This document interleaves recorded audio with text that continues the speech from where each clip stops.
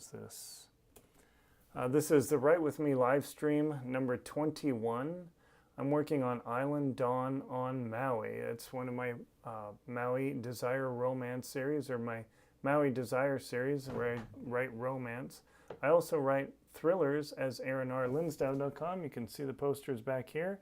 But also, if you want to check out a free romance, you can download my book, Moonlight at Wailea, on my website, AaronBelsing.com.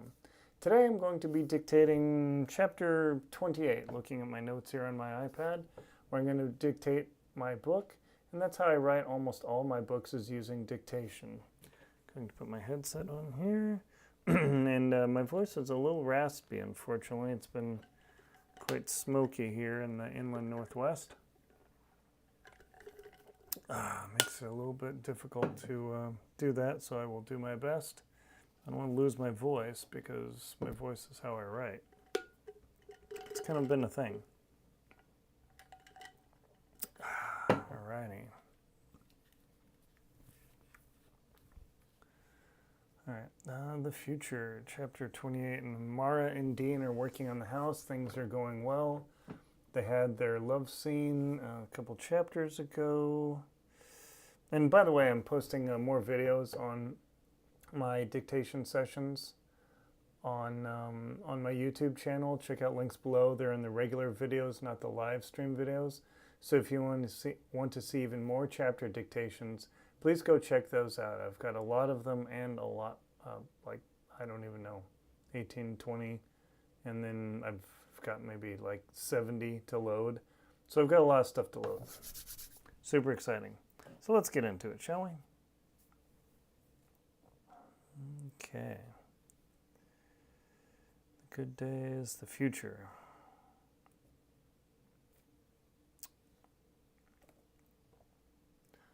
Island Dawn on Maui, Chapter 28, The Future.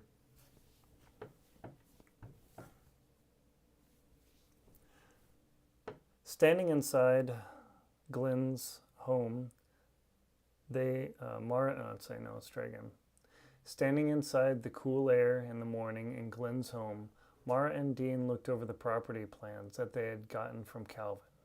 It had taken some effort to pick up the surveys from the county, and they struggled with a bit to get through the paperwork.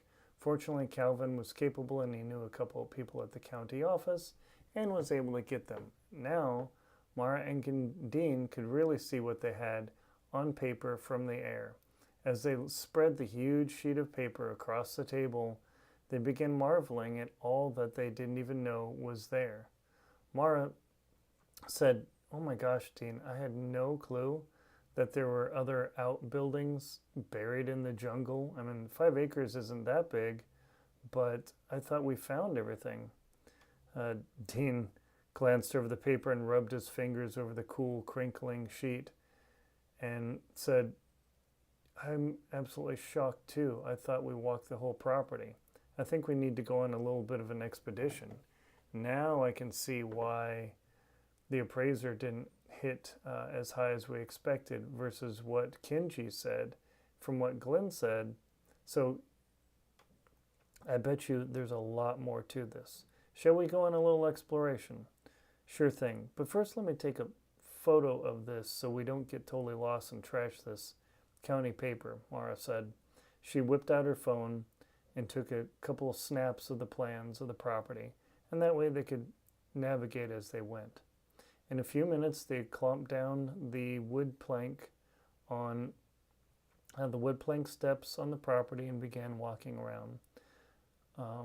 Dean glanced up and called out to Wes and his crew working on the roof and the eaves of the house. "How's it going there, Wes?" The big man waved back, standing from a blue fiberglass ladder, and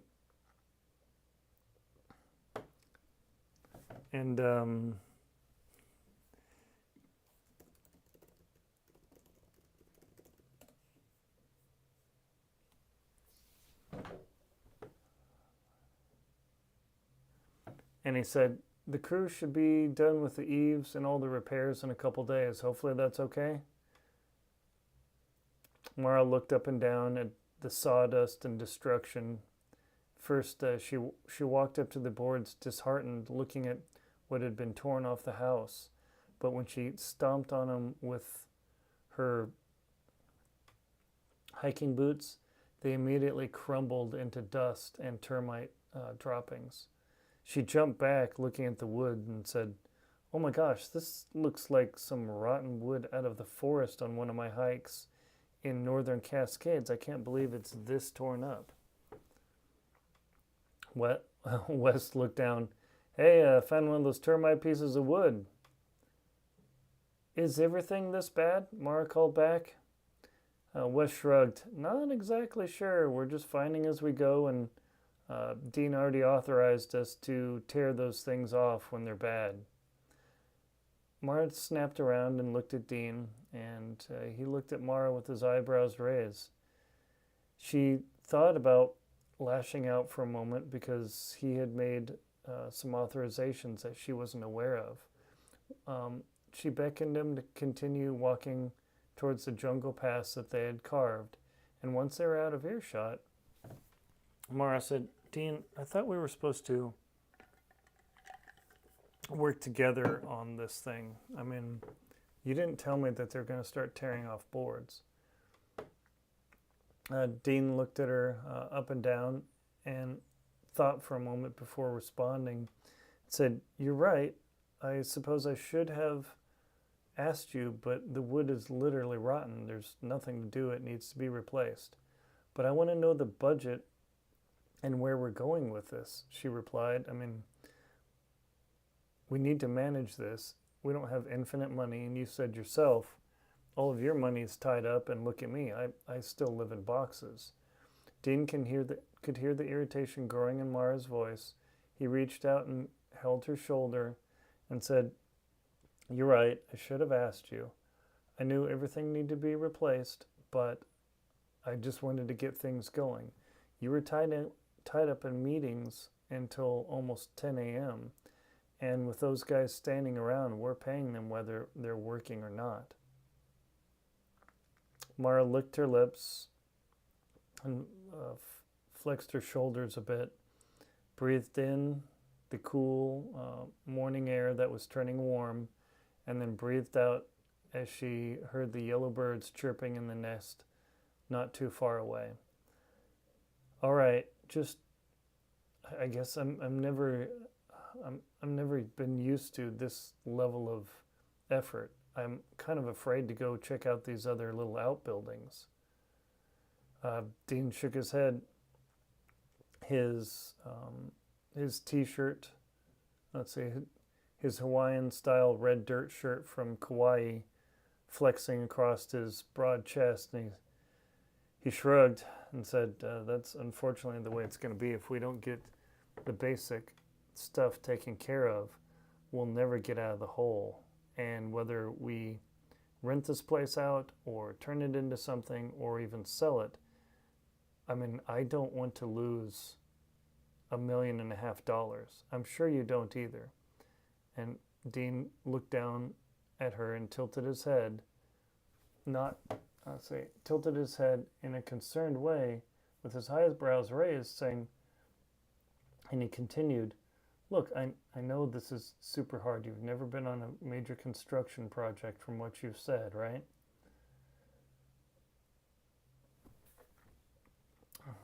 Mara struggled with that thought for a moment and said, "I've been on all these corporate teams, but honestly, no, I have not been on big construction sites. You got me there." He held out his hands in a defensive posture and said, "Then I need you to trust me, but I will absolutely, when I have those guys work, I will let you know. But when you're on a phone call at work till 10 a.m., which isn't a problem, I know you need the money, what are we supposed to do? We need to figure this out." Mara turned and began walking through the jungle, looking at her phone for directions, and she called over her shoulder, "I'm sorry, it's just, I'm so not used to this level of expense, this level of work. I mean, I'm great with policies and procedures and human resources, but I have to admit, I feel just a little bit dumb. At that, Dean yelled, "Hey, hang on just a second." Mara turned around and looked at him, her boots mushing in the wet jungle mass of leaves. And he said, "Hey, hang on." He grabbed both of her shoulders gently, and with the kindest eyes he could possibly muster, said, "I know this is super difficult, and you've never done something of this before, but you are kicking butt." I mean, for somebody to come out of Seattle who has never been in construction, never done anything of this magnitude, you are doing incredible. And with that, he reached around and hugged her tight and picked her up and swirled her around. She leaned her head back and then began giggling. Her laughter, the sound of her laughter forced several birds to begin cawing and squawking, and they exploded out of the trees. At that, they stood there spinning around, both laughing. He sat her back down, and she looked at him. "You are surprisingly strong." He looked down at his bicep. "I hit the gym. What do you expect?" She shook her head. No, that's a different strong. Trevor and I hit the gym, but that was different." "Oh," Dean chuckled. He looked down at his boots, his jeans, and his t-shirt, and he said, "This is what construction strong looks like. I am an architect, I'm a designer, but I still help out, and it's just different." Mara looked him up and down, then looked at his arms. She reached out and grabbed his bicep and tricep and began squeezing it. Dean reflexively flexed his arm to harden his muscles, and she could only barely press into his skin. She whistled out loud. "Okay, now I can see why you're such an animal in bed." With that, Dean leaned over and kissed her. "Okay, let's go find this place. Shall we? Lead on." Mara turned around, smiling, the tension gone in the air, and she began using her phone to navigate. In several minutes, they wandered through the jungle, wishing they'd brought a machete to hack their way. After slipping and falling once, Dean, now covered in a light layer of mud, and Mara helped him up. She was like, "This is not the sexiest experience, is it?" He called back over her shoulder. "No, definitely not. But it sure is fun anyway, isn't it?" With that, Mara's mood lightened as she hacked through with her hands and stomping on the shrubs. And then, in a moment, she said, "There it is." They broke through a wall of greenery that had been nearly grown up completely and pressed against a small cottage. Wow, I had no idea. My uncle never took me here that I remember. She began looking at the paint and the siding, and her excitement began to subside as she started looking at the chips of the wood, the eaves, and the deck. As Dean pushed his way through the jungle, he came face to face with Mara's back and nearly crashed into her backside. "Whoa, hang on." And then he paused and looked up. "Oh, wow. This thing is completely encased in jungle." "Yeah, no kidding. My uncle never showed me this, or at least that I remember." "Oh my gosh. I wonder if Kenji knows about this." "He must. I mean, that's why he said this property has got more than we have ever imagined. Let's look around this thing." They began clawing their way through the wet leaves, stomping on them. With the rain shower that had passed through in the morning, everything smelled of musty mildew and cracked leaves as they smashed their way around. Dean began rapping on the siding on the walls, finding a few boards had deteriorated, but not too many were ruined, and Mara noticed what he was doing. "Tapping on the gourd to see how it is?" Yeah, I just want to get a feel for what we're in for on this thing. She smiled and looked lighter and more energetic than she had in several days as she pushed her way around the building. When she reached a window, she tried to stand up on her tiptoes, but she couldn't see in, and neither could Dean. This thing must have a deck or a subfloor, he said. Here, let me give you a boost. Let's see what the heck's in there. We could just keep hacking our way around. What fun would that be, Dean said. With that, he reached down, put his shoulder under Mara's backside, and lifted her up in the air, hoisting her. At that, she squealed at the experience. I haven't been lifted up like that since I was a little girl. She held onto the door frame, or to the window frame, and looked in. What the? She slowly said. Dean, grunting under her weight, said, You're light, but you're not that light. Give me some info here, would you?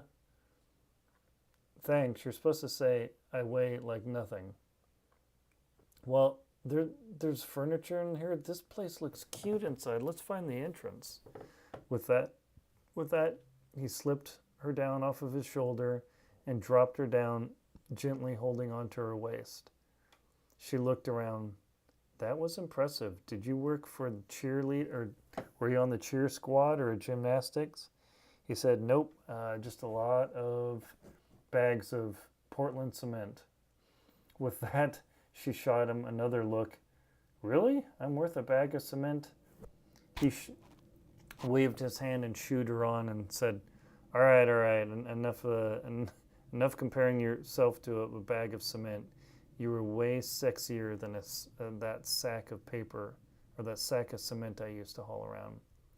With that, she turned around and began continuing stomping through the leaves against the house. In several minutes, they worked their way around and found the entrance of the decking. It had been overgrown with vines, dripping with water, and they had spiraled up on what was formerly painted white, now well chipped off. Dean reached out and began tearing at the fig vines that had spiraled up, and it took several yanks before he broke them. Even though they were thin, they were surprisingly strong, and they pressed into Dean's hand. He looked at the mark. He's like, wow, that stuff is way tougher than I thought. Mara looked at his hand, pressing the flesh open, pressing his hand open, and said, well, you're not wounded, won't have to go to the ER, thank goodness. Gee, thanks, Nurse Ratchet, he said. She looked at him with an odd look. Oh, you've never heard that? He asked. No, obviously that's not my generation. Oh, we should watch that sometime. It's not a sexy movie, but it's educational, that's for sure. She turned around and stomped up, pulling the leaves and everything away till she got through the door. Dean helped pull the tearings of the vines and everything as they made their way to the door. Well, what if we don't have a key? Dean looked at her with an odd look. Well, I guess we'll just break into our own home, right? She reached out, grabbed the marred brass handle and gave it a turn. It took effort to turn it, and she was forcing it, and he said, I bet you it's a salt spray. Do you want me to give it a try? Sure thing. I can feel it move. It doesn't feel locked, but it's just freaking impossible. She stepped to the side on the porch, kicking off some extra palm fronds, and he reached down with both hands and flexed her forearm. Flexed his forearm as he squeezed the handle. Her eyes widened as she saw him grip the handle with all his might, amazed at how strong he was and capable. It took several yanks and twists, but the latch finally released and the door popped open. The hinges screeched as it opened, and he said, wow, if this wasn't an island, I think this was like some horror movie scene with those screeching hinges. Hey, we better take off our shoes. We're muddy as heck. So they plopped their shoes on the deck and then walked into the place. The space wasn't large. It was just enough for a studio apartment size room. They saw a door and a small kitchenette in the space with a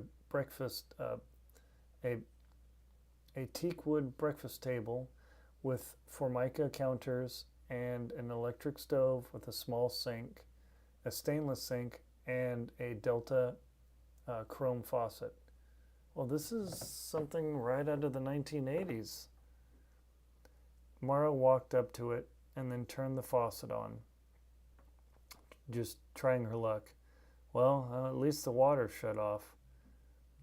As Dean wandered around the room, he looked back at her. Oh, thank goodness. If the water wasn't off and something broke, this place would be destroyed. Really? They shut the water off on these things? I never thought about that. Oh, Mara. Dean shook his head. I've seen properties utterly obliterated by water. Thank God they shut it off. He walked over to the light switch and clicked it on, and nothing happened. The fan didn't come on, the lights didn't come on. And Dean flexed his weight up and down, and he could hear the creaking of the boards. He looked down and pulled up the rug that was there. Well, at least the floor looks intact, even if it is a bit creaky. He stepped away, and Mara came over to the spot and tried to flex her weight up and down. Nothing. I guess you need to lay off on those bagels in the morning. She patted his abdomen, and though she felt the solid mass there, she knew he outweighed her by 80 pounds. So she said, she looked up in his dark brown eyes, oh, just kidding. And she turned around, spinning on her heel, kicking her foot up, and then walked down the very short hallway. Dean followed after her, and they found the bathroom, which was in surprisingly good shape for how long the place had looked abandoned. The toilet had a dark ring in it, and it was clean, Dean said. Just that's lime and rust scale, nothing that can't be fixed.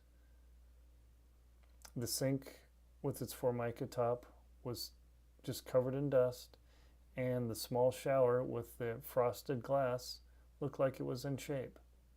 Hey, this isn't too bad, actually, other than the jungle trying to take the place over. They walked across the hallway and opened the first bedroom and peered in. They found a small dresser and a double bed pressed up against the wall with an open closet with nothing in it. They went to the second room and found the same thing. As they walked along, opening these doors, the echo from the long abandoned place rippled through,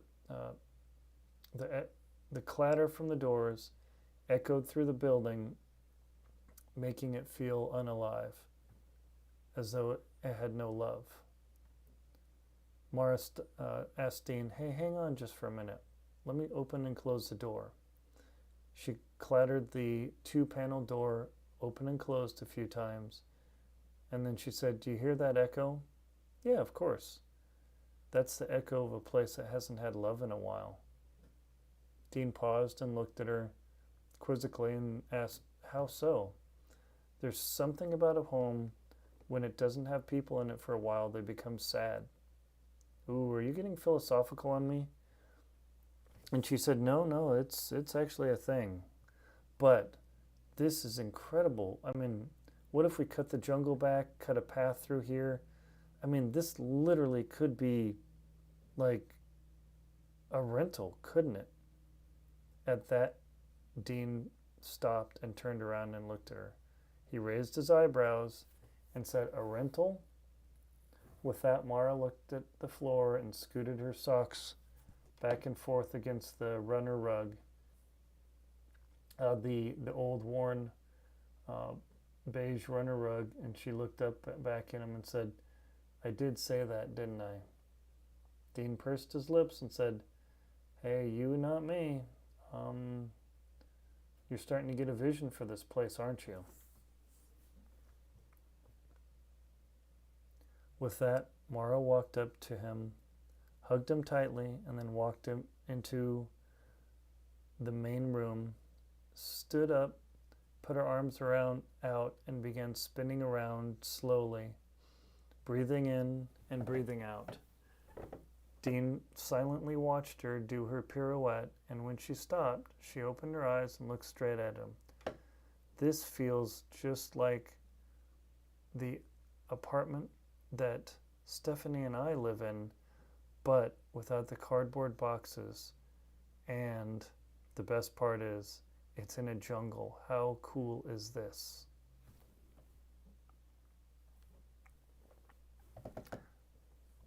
Alrighty, perfect. That was, let me stop there, done. That was chapter 28 of Island Dawn on Maui. This is where Mara and Dean discover another small building on their property, and things are getting pretty good, but trouble's coming soon. So let me find out how many words that was so I can share that with you. And that was 24 minutes of recording. Copy and put that into good old Scrivener. Word count 3,292 words. Booyah. There you go. You can see the word count right there. Okay, that was very successful. I can't complain about that. I got some character tension in, which is exactly what I wanted, but some fun and enjoyment too, showing off Mara and Dean's personalities. This has been a super fun experience to do these live streams with you. Thank you very much for stopping by and watching. Please check out links below to aaronbelsing.com, where you can get a copy of Moonlight at Wailea for free. Just sign up for my email list. And Island Dawn, by the time you watch this, will probably be available for sale, and you can enjoy reading about Mara and Dean's adventures. Also, do note that I use different names typically for dictation, because when I dictate into my microphone, I use names that don't have problems. There's other names in the world of names. I pull them from, where do I pull them from? Oh, the Census Bureau. 52,000 names. But I have to have a name that dictates correctly. Otherwise, it makes editing really, really hard. And that's a big thing. So when you actually watch this and you read the book, you might actually have a different character name, which makes it kind of different. But hopefully you enjoyed this experience, and also check out my thrillers at aaronrlinsdau.com. We've got the Magellan Deception and a bunch of SERA Archives novels as well. Thank you very much for watching, and I appreciate your support. Please like, comment, and subscribe.